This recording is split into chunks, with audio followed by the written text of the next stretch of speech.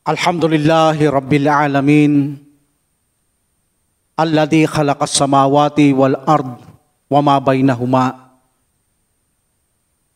Ashhadu an la ilaha illallah wa ashhadu anna Muhammadan abduhu wa rasuluhu sallallahu alaihi wasallam. Assalamu alaikum warahmatullahi ta'ala wabarakatuhu. Alhamdulillah mga kapatid ko sa pananampalataya, ito ang ating unang episode patungkol sa pag-aaralan natin sa banal na Quran, ang siyensa o science sa banal na Quran. Mahalaga na mapag-aralan natin ang siyensa sa banal na Quran, na kung saan ay hindi masyadong nabibigyan ng focus o pansin ng ibang Muslim. Ngunit, napakahalaga na pag-aralan natin ito kung nababatid lang lamang natin. Marahil ay makikita natin ang banal na Quran kung bakit may siyensya o science. Dahil nagpapakita ito na napakahalaga na malaman ng isang Muslim at mapag-aralan niya ito kung bakit ito inireveal ng Panginoong Allah Subhanahu wa Ta'ala ang patungkol sa siyensa. Una sa lahat, ang aklat na walang siyensa o science. Kapag ang aklat ay walang science, hindi ito revelasyon. Hindi makikita nyo agad, hindi revelasyon. That's why kung Quran ay walang science, hindi ito revelasyon. Hindi uubra ang isang aklat na isang revelasyon ay walang science. Kung matakita ninyo, even na mga aklat na ginagamit ng mga ibang relihiyon, mayroon din science. Yung kanilang mga aklat, dahil nga ang aklat na walang science patungkol sa pananampalataya ay baog. Kaya meron din yun sa kanila kahit na ito ay hindi akma sa siyensya, lalo na sa modernong panahon natin. Kaya napakahalaga na papag-aralan natin ito, hindi dahil sa hindi tayo naniniwala sa Quran, hindi. Naniniwala tayong ganap kung ano ang nireveal ng Allah Subhanahu wa Ta'ala sa banal na Quran, na iintindihan man natin o hindi, 100% tayong naniniwala. O bakit pa natin kailangan pag-aralan ng science sa Quran? Naniniwala naman tayo dyan. Gaya ng sabi ko, napakahalaga ng pag-aralan ito. Dahil kapag napag-aralan mo ang siyensa sa banal na Quran, bagamat tayo'y naniniwala, aalsa ang ating mga iman. Aalsa ang ating paniniwala sa Allah Subhanahu wa Ta'ala, sa kanyang aklat, kay Prophet Muhammad sallallahu alaihi wasallam, sa kanyang relihiyon. Pag-aaralan natin ito upang mapalakas natin lalo ang ating pananalig sa pananampalataya at maiparating natin ito sa mga hindi pa Muslim sa pahintulot ng Allah Subhanahu wa Ta'ala, naway gabayan sila ng Allah Subhanahu wa Ta'ala sa matuwid na landas, lalo ng mahal natin sa buhay. So i-share natin sa kanila ito, sakali magabayan sila insyaAllah, upang maiparating natin sa kanila kung bakit natin pinag-aaralan ito, upang bigyan silang pagkakataon na malaman nila na ang Quran ay revelasyon mula sa tagilang tagapaglikha, dahil ang siyensya niya ay magpapatunay mismo na sa modernong siyensya natin, akmang-akma ito. Akmang-akma ito at patutunayan natin to isa-isa. Kung ano ang siyensya sa panahon nating moderno, na kung saan kanila itong isiniwalat sa madla, ngunit ito'y matagal na sa banal na Quran. Sa pamamagitan nito, ang mga siyensya sa modernong panahon natin ay kopya na lamang sa banal na Quran. Kaya kung ang tao ay gagamitin niya ang kanyang tamang pag-iisip ng mga hindi pananampalataya madali silang makumbinsi upang paniwalaan nila na ang Quran ay galing sa dakilang tagapaglikha at sa ganito ay yayakapin nila ang Islam upang sambahin nila ang tunay na tagapaglikha. So isa itong pagkumbinsi sa ating mga sarili na mapalakas ang pananalig at iman, at isa itong pagkumbinsi, pag-akay sa mga hindi pa Muslim na patunayan natin na ang banal na Quran ay hindi ginawa ng sino mang nilikha ng Allah subhanahu wa ta'ala. At hindi na kailangan pag magkaroon ng mga debate na katulad ng napikita natin sa panahon natin ngayon, kapag ang tao ay nakinig sa mga ganitong aral sa Islam, even na mga ngaral, pastor, ministro, mga pari, at nakinig sila dito, at ginamit nila ang kanilang tamang pangunawa at pag-iisip, hindi na nila kailangan makipagdiskusyon o makipagdebate. Dahil mismo ang mga tandang ito sa banal na Quran ang magkukumbinsi sa kanila by the will of Allah subhanahu wa ta'ala na ang Quran ay hindi kayang gawin ng tao. Even ng mga jinn. At napatunayan ito sa panahon pa ng mahal na Propeta Muhammad sallallahu alaihi wasallam, kahit na ito ay matalik niyang mga kaaway, hanggang sila'y madatnan ng kamatayan, sila'y hindi yumakap sa Islam because of pagmamataas, because of pride. Alam natin marami sa sira o kasaysayan na napag-aaralan na natin na kumbinsido ang mga Quraysh na ang salita ni Muhammad sallallahu alaihi wasallam nung naririnig nila ay hindi ito kayang salitain ng linikha. Kumbinsido sila na ang salita ng Propeta Muhammad sallallahu alaihi wasallam ay hindi kayang salitain ng tao, even ng mga jinn, at kahit magsama-sama pang mga tao. But because of pride at hindi nila ginamit ang tamang pangunawa at pag-iisip, ipinairal nila ang kanilang pagmamataas, hindi nila niyakap ang Islam, pero sila mismo ang nagpatunay na ang Quran na dala-dala ng Prophet sallallahu alaihi wasallam bilang revelasyon mula kay Allah subhanahu wa ta'ala ay tunay na napakatamis na salita at hindi kayang salitain ng nino mang lilikha, especially ang Propeta Muhammad sallallahu alaihi wasallam, dahil no read no write ito. Kaya nakapagtataka na sabihin nito o gawin lamang ng Prophet sallallahu alaihi wasallam ang ginitong uri na salita na hindi kayang gawin o salitain ng tao at jinn. At mayroon mga tao noon sa panahon niya na yumakap sa Islam dahil sa naririnig nila sa aya sa Quran na hindi kayang salitain ng tao at jinn, at niyayakap nila ito, ang Islam. Ginamit nila ang kanilang mga tamang pangunawa at pag-isip at iniwan nila ang kanilang pride, kundi nagpakumbaba, niyakap nila, tinanggap ang totoong aral.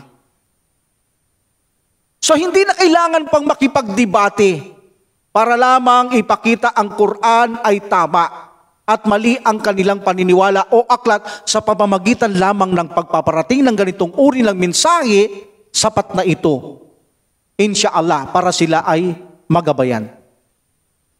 At higit sa lahat, nais nating ipakita sa episode na ito at mga susunod pa na ang Quran ay isang dakilang milagro.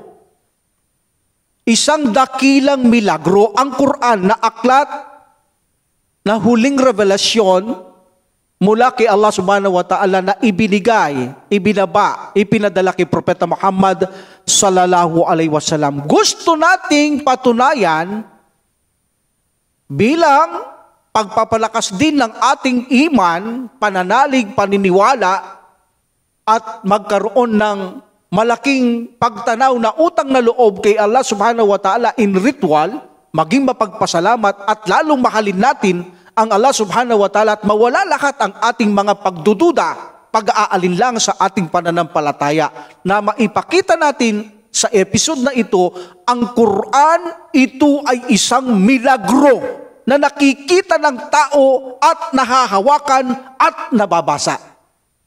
Ito na lang ang tanging milagro sa panahon natin ang natitira. Ang salita ng Allah subhanahu wa ta'ala sa banal na Quran at kung paano ito ipinaliwanag, isinabuhay, sinabi ng mahal na Propeta Muhammad sallallahu alaihi wasallam. So ang Quran,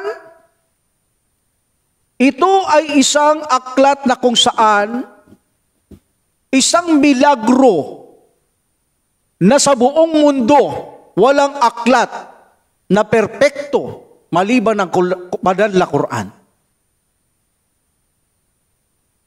Alhamdulillah,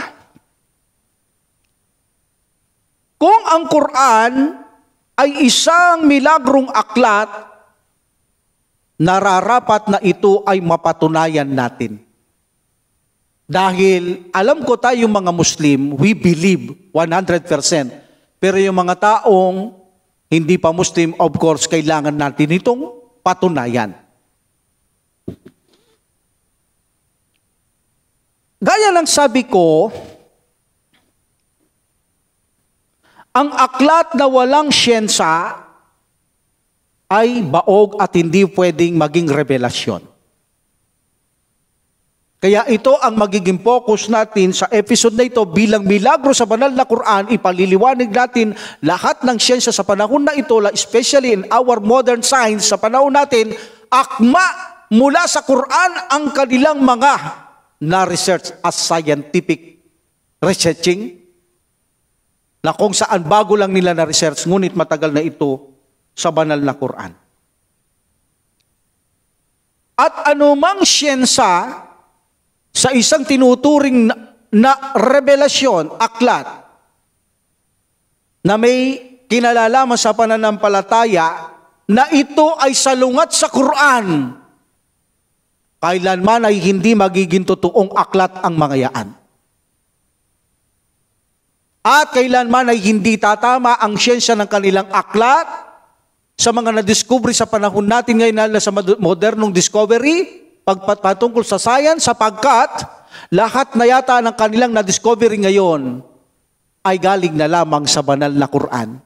That's why, kung ang aklat ay magtuturo ng siyensya at ito'y salungat sa banal na Quran, ito'y hindi totoo at tiyak na ito ay salungat din sa siyensya na kung saan napag-aralan ng mga nag-aaral sa mga bagay na ito, astronomy, geology, biology, etc.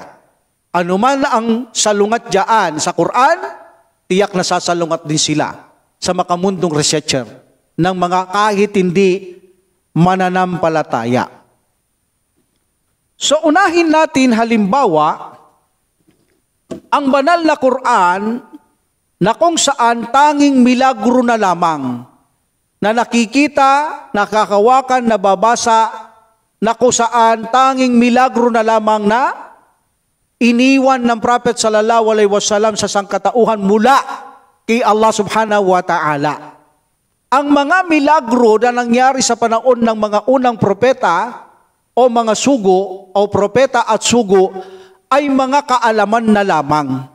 Mga paalaala na lamang na kung saan ito'y mga milagro na nangyari mula kay Allah subhanahu wa ta'ala, ngunit hindi na natin nakikita, hindi na nahahawakan, kundi ito ay mga kasaysayan, istorya na lamang bilang paalaala na lamang sa atin. Naglaho na ang lahat ng mga milagrong yan mula kay Allah subhanahu wa ta'ala, ngunit mayroon pang isang natitira na milagro na kung saan ito ay mananatili sa mundong ito hanggat mayroong tao.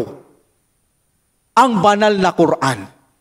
Tatanggalin na lamang ito ng Allah subhanahu wa ta'ala ang mga nakasulat sa mga aklat kapag magwawakas na ang mundong ito, mabubura na ang mga aklat mula sa revelasyon ng Allah subhanahu wa ta'ala. Isang milagrong salita na babawiin na ng Allah subhanahu wa ta'ala sapagkat hindi na kailangan ito ng tao sa panahong yaon sapagkat ang Allah subhanahu wa ta'ala ay dudurugin na niya ang kalupaang ito o ang kanyang mga nilikha. Itong banal na Quran bilang isang milagro, ito ay isang gabay. Kahit sa mga jin, kahit sa mga tao, wala kayong makikitang aklat na nagbigay ng gabay sa mga jin. Wala. Ang tanging banal na Quran lamang ang nagbigay ng gabay para mapatnubayan ng mga jin. Hindi lang ang mga tao.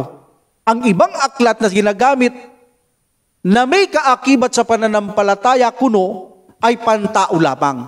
Ngunit kung titignan mo ang kanilang gabay, ay hindi mga tamang gabay, kundi salungat pa sa tunay na gabay. Ang Quran lamang ang tanging gabay sa matuwid na landas, mapatao at jin. Dahil ito'y ipinadala, ang uling aklat na ito, ang banal na Quran, hindi lang sa sangkatauhan, pati ang mga jin. That's why sabi ng Allah subhanahu wa ta'ala, A'udhu billahi minasyaitanir rajim, Bismillahirrahmanirrahim, in chapter 2, Suratul Baqarah, verse 2. Dalikal kitab la rayba fi. Ito ang aklat o iyan ang aklat Muhammad na walang alinlangan, walang pagdududa. Hudal lil muttaqin. Patnubay ito sa mga taong may takot. Meaning yung mga taong natatakot sa dakilang tagapaglikha para parusahan sila sa mundong ito at sa kabilang buhay.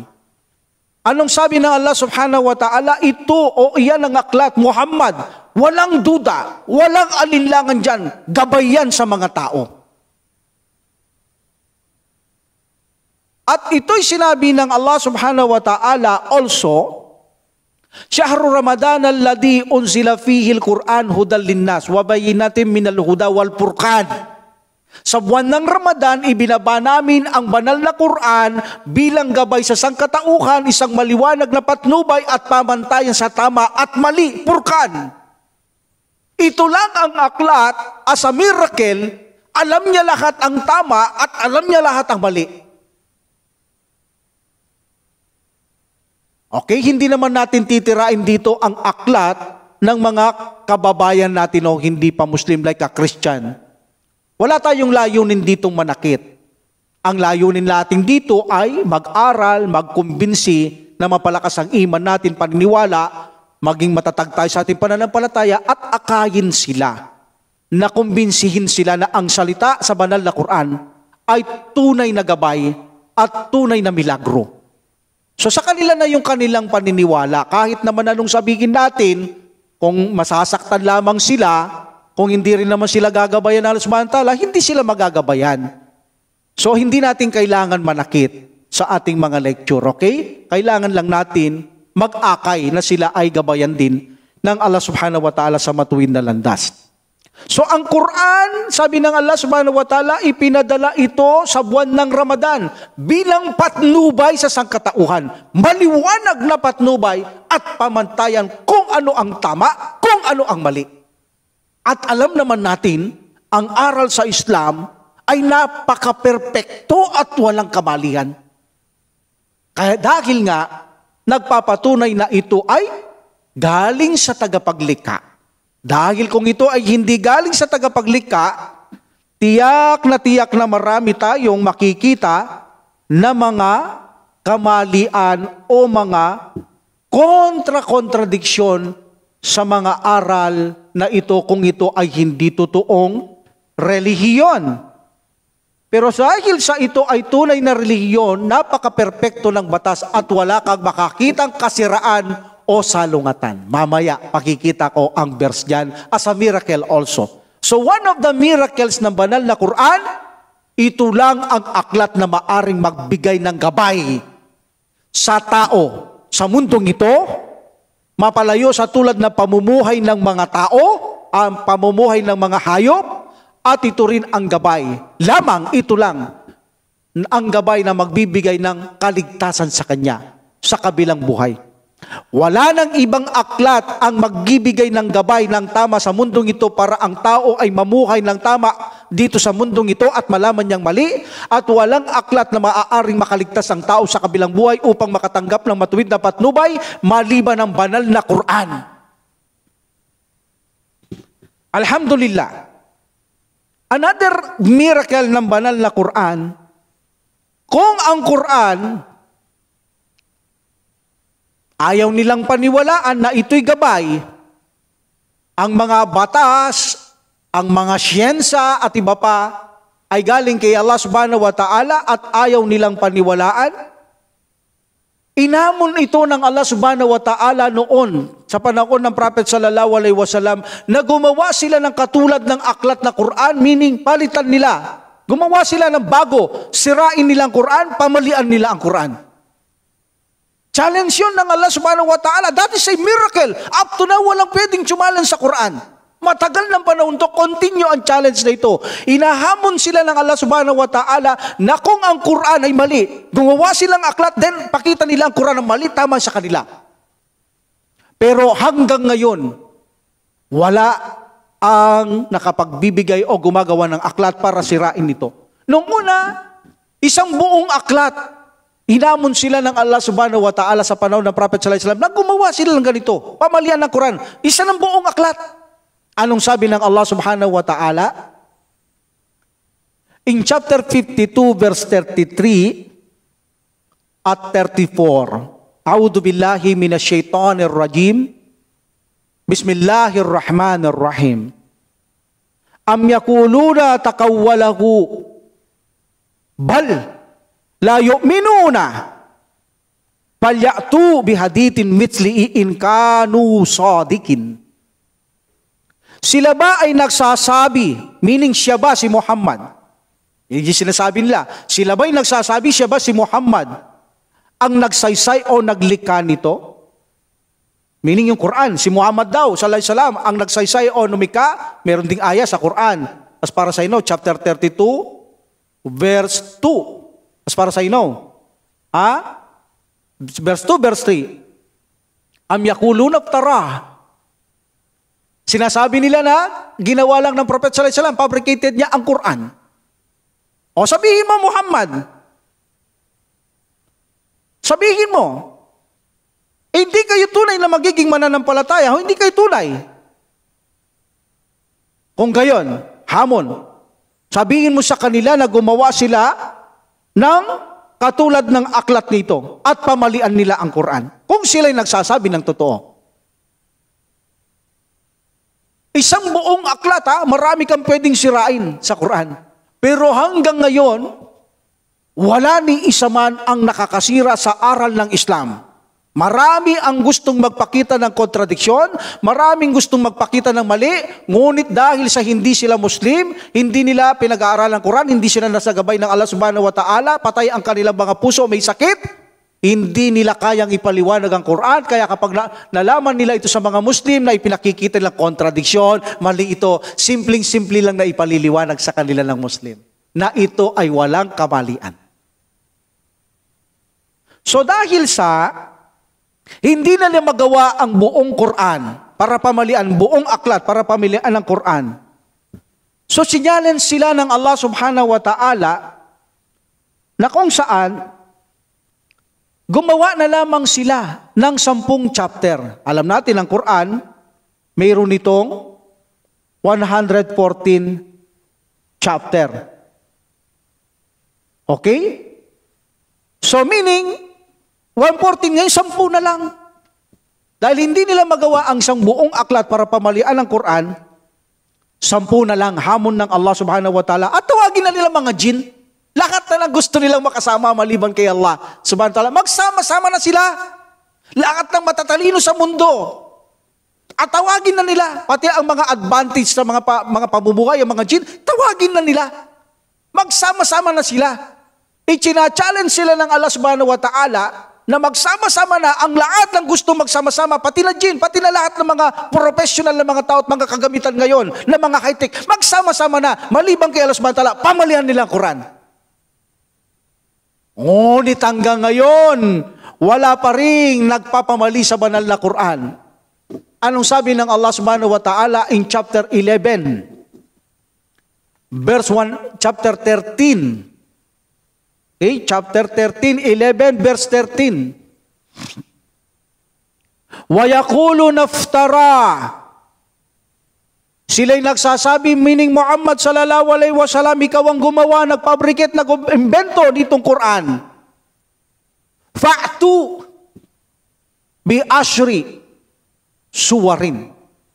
So sabi na Allah subhanahu wa ta'ala, sabihin mo sa kanila, magdala sila, gumawa sila ng 10 chapter na lamang. Hindi na buo. 10 chapter na lamang. Suwarin mitslihi, kahalintulad nitong aklat na Quran, gumawa sila 10 na lang chapter. Tanggalin na yung 140 ng Quran, 10 na lang. Pamalian nyo ang Quran. Like this, pamalian nyo ang Quran, sabi na subhanahu wa ta'ala. Wadu'u man istata'tum min dunillahi in kuntum sadikin. Tawagin na ninyong lahat ang gusto ninyong tawagin. Magsama-sama na kayo, maliban kay Allah subhanahu wa ta'ala.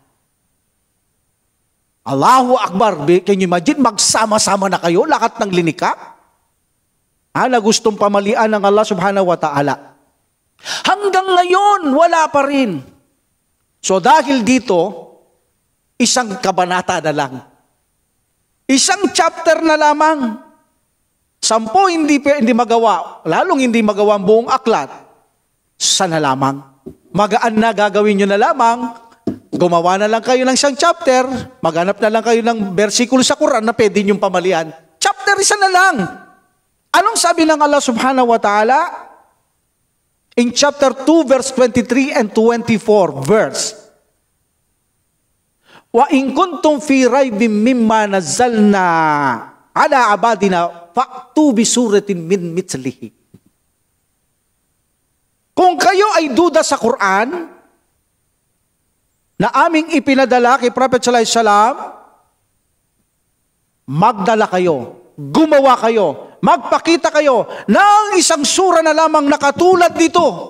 Isang chapter na lang. Wadu'u syuhada.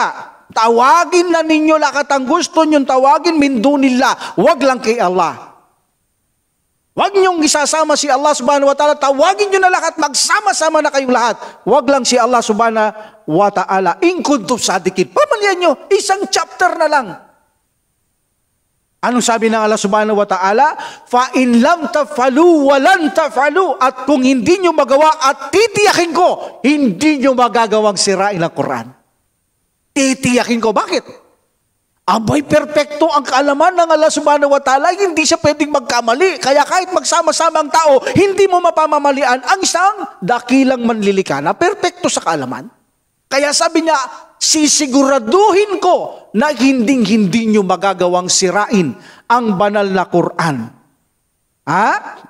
Then sabi ng subhanahu wa ta'ala, nagbabala siya, Pattakun naral lati wakuduhan nasu wal hijara uwiddat lil kafirin. Katakutan ninyo ang apoy ng impyerno na kung saan ang panggatong ay bato at mga tao, hinanda ko ito sa mga hindi mananampalataya. Allahu Akbar. One of the miracle ng banal na Quran, ichina-challenge sila ng Allah subhanahu wa ta'ala na pamalian ito. Napakaligaya naman ng mga puso natin. Can you imagine? Nalalaman natin na ganito mag-challenge pa lang Allah subhanahu wa ta'ala, magsama-sama sila, hindi pala nila kayang pamalian ito. Napakaligaya naman ng ating mga puso para tumaas ng tumaas ang iman. Pananalig, napakasayang nararamdaman natin ito. Alhamdulillah. So in this situation, pinatunayan ng Allah subhanahu wa ta'ala na hindi nilang makakayaning sirain ang banal na Quran.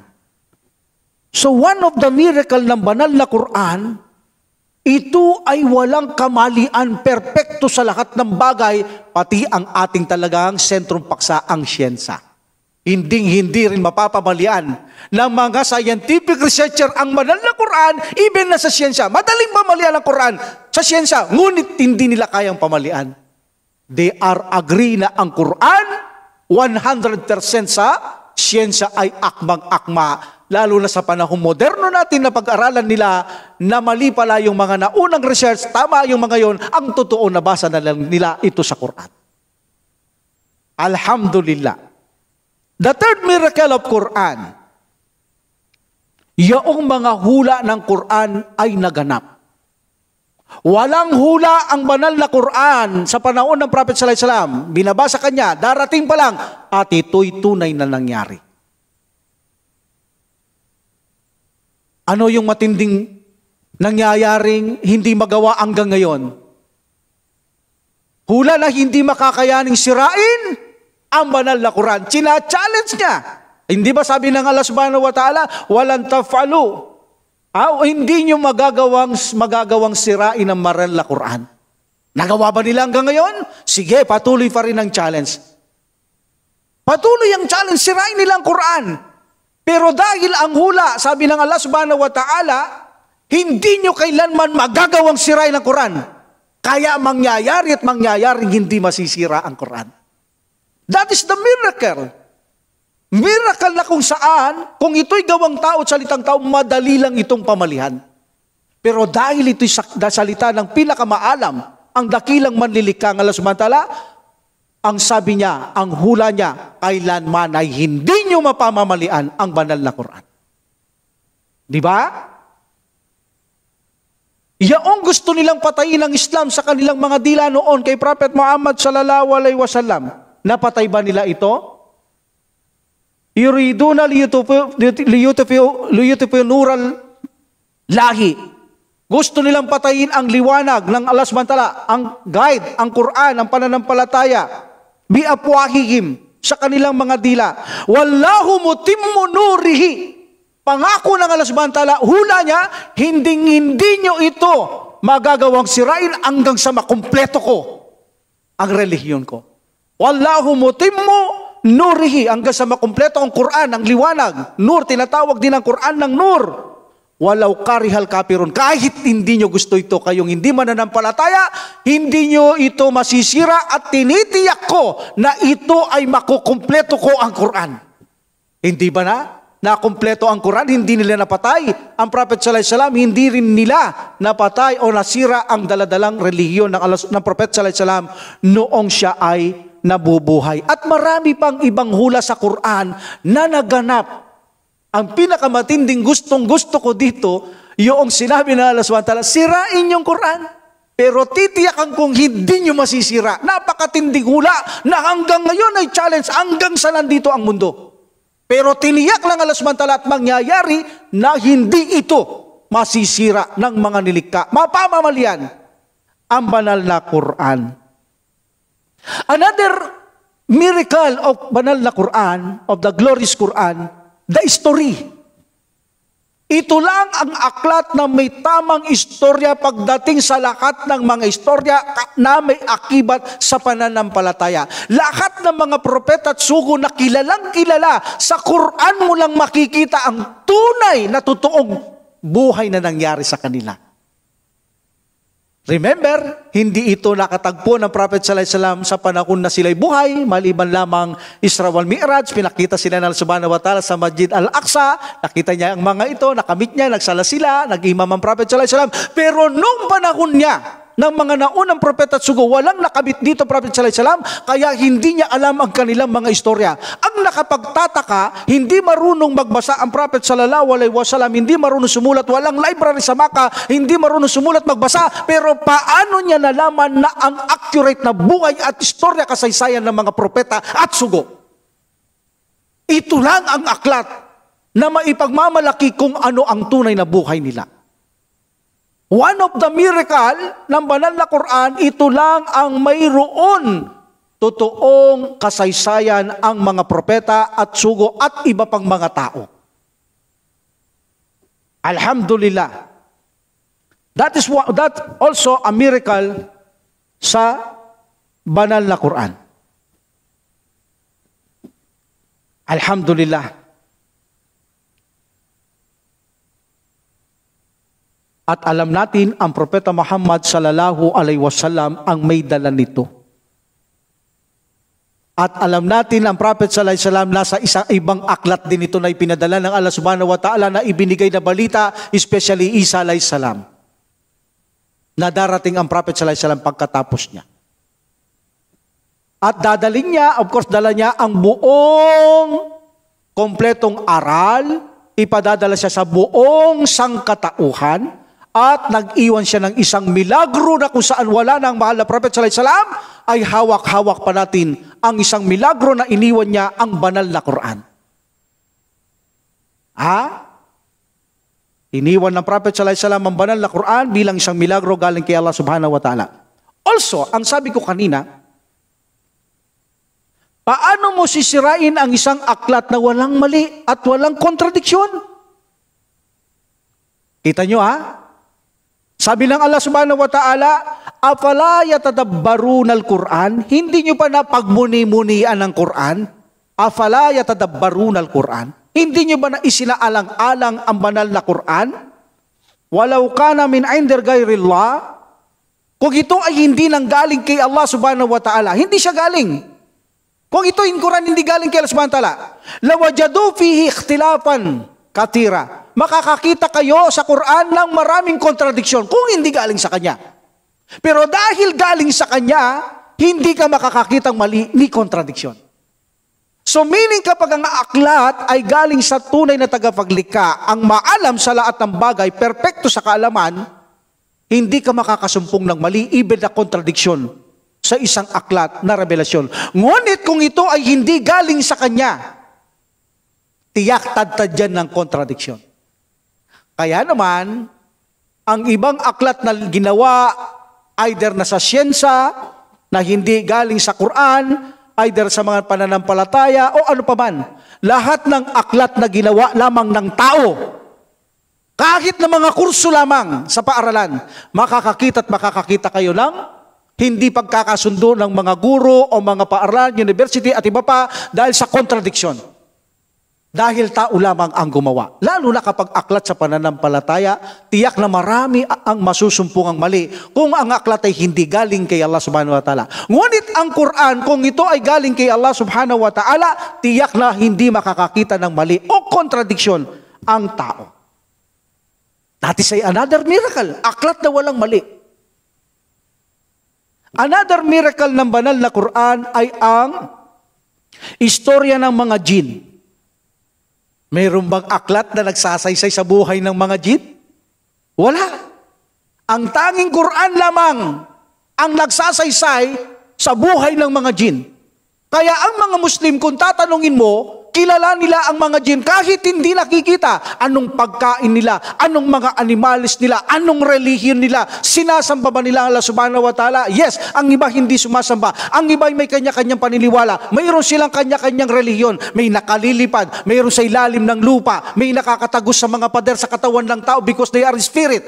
Alam nila at hindi nila kinakatakutan ng mga ito. Tanging aklat na Quran ang nagpakilala sa kanila at mayroon pa silang suratul jin. Na kung saan chapter 72 sa banal na Quran, buong kasaysayan sa kanila, ang kanilang mga relihiyon na iba't iba, nakalilipad sila, nanguumit doon sa itaas ng makukuhang umit tungkol sa balita kung anong magaganap sa mundong ito. At iba-iba pa. Ang tanging Quran lamang ang nagpaliwanag sa buhay nila. Kung ang Quran ay gawa ni Prophet sallallahu alaihi wasallam o iba pa, anong kakayahang gumawa sa istorya ng mga hindi nakikita? Pero dahil sa ito'y tunay na revelasyon, kahit hindi sila nakikita, naisiwalat sila ng Prophet sallallahu alaihi wasallam. And also, isa sa matinding milagro ng Quran, ang siyensya sa panahon natin ngayon. Titingnan natin ang banal na Quran kung tumpak at akma ayon sa kanilang mga scientific research. Ito ang ating sentro ng paksa, iisa-isahin natin ito at titignan natin ang scientific research, especially in our modern science, kung ang Quran ay akma sa kanilang mga nadiskubre sa panahon lalo na sa bago ngayon. Dahil marami silang ginawa noon na mga scientific research, scientific method, scientific na mga mature theory at nakita nilang mali at binago nila.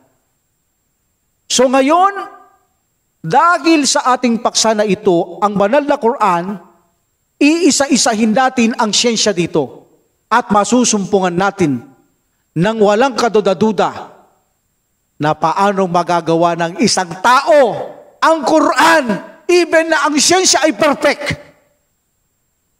Kaya sisimulan natin sa susunod na episode ang Big Bang.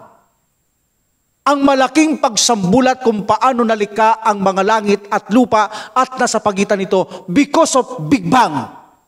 Nasa Quran ba ang Big Bang? At ito rin ba ang scientific research ng mga tao kung paano nagsimula ang langit at lupa? Aalamin natin yan sa susunod na episode natin, insyaallah. Wa akhiru da'watil hamdulillah rabbil alamin wa salatu wa salam ala rasulillah. Subhanakallahumma wa bihamdika asyhadu an la ilaha illa anta astaghfiruka wa atubu ilaik. Assalamualaikum warahmatullahi taala wabarakatuh. Waalaikumsalam warahmatullahi wabarakatuh. Allah